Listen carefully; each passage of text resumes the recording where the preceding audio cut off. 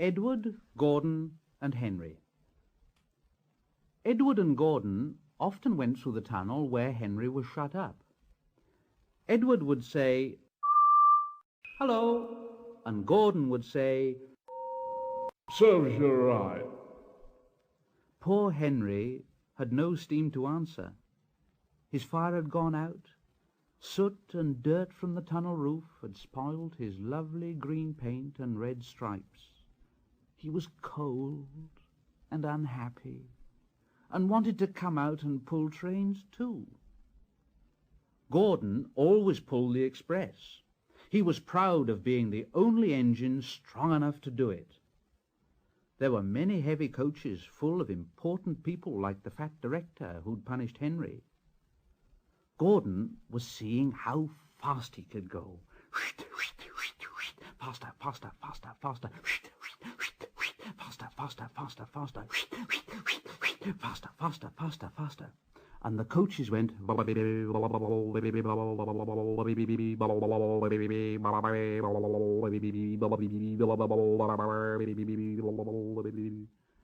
Gordon could see Henry's tunnel in front, and he thought to himself, "In a minute, I'll just go at Henry and rush through and out into the open again." Closer and closer he came. He was almost there when... "Oh, dear! Oh, what's happened? Oh."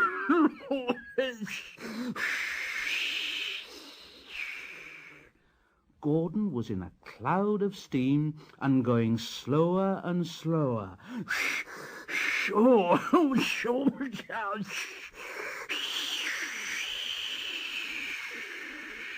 His driver stopped the train. "Oh, what has happened to me? Oh, I feel so weak." And the driver said, "You've burst your safety valve. You can't pull the train any more." "Oh, dear. And we were going so nicely, too. Look at Henry laughing at me." Gordon made a face at Henry and blew smoke at him. "Stop it." Everybody got out and came to see Gordon. The fat director said, Yes, I never liked these big engines. Always going wrong. Send for another engine at once." While the guard went to find one, they uncoupled Gordon and ran him onto a siding out of the way. The only engine left in the shed was Edward. Edward, Gordon isn't feeling very well. Will you come and pull his coaches for him?" "Well, I'll try." Gordon saw Edward coming. "Oh, he's no use. Edward can't pull a train." Edward puffed and pulled and pulled and puffed, but he couldn't move the heavy coaches. "I told you so. Why not let Henry try, And the fat director said, "All right, I will. Henry, will you help pull this train?" And Henry was delighted. "Oh, yes, certainly. Only too pleased."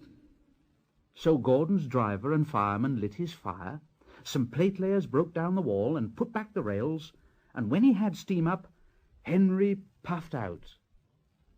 He was dirty. His boiler was black, and he was covered with cobwebs. Oh, I'm so stiff. I'm so stiff. "You'd better have a run and ease your joints and find a turntable." Henry came back feeling much better, and they put him in front. Edward said, "I'm ready." "So am I." "Pull hard, pull hard." "We'll do it. We'll do it. "Pull hard." We'll do it." The heavy coaches jerked and began to move, slowly at first, then faster and faster. "We've done it together! We've done it together! We've done it together!" We've done it together! Hooray, you've done it! Hooray, you've done it! Hooray, you've done it! All the passengers were so excited. The fat director leaned out of the window to wave to Edward and Henry, but the train was going so fast that his hat blew off into a field, where a goat ate it for his tea. They never stopped till they came to the big station at the end of the line. The passengers all got out and said thank you, and the fat director promised Henry a new coat of paint. Would you like blue and red? "Oh, yes, please. Then I'll be like Edward and Gordon. That will be nice."